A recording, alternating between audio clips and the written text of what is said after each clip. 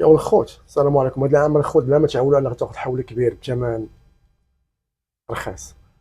وتبقى شويه حول قداش قال لك عطاوني 50 وباغي فيه 54. هاد العام الخوت راه واخا الشناق عارفين كاين داير المقاطعه، راه ما غايبيعوش لك محوله بثمن مناسب. فهمتي يعني هما واخا يعرفوا يبيعوا لك الزاره بحال داك العام كيوقع.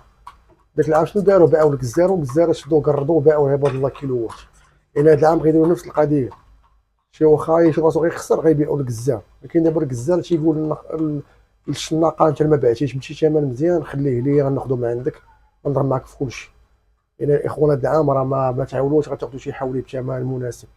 عرفتيني على حسب الشناق وعلى حسب شي واحد كيخاف الله راه غيبيعوا لك شي ثمن زوين. ولكن الاخوان راه ما تعاونوش انا راه الاخر انه غادي الى الاخر انك تاخذوا شي حولي بشي ثمن زوين. واش لعيبه هاد اللعيبه صاحيده من بالك.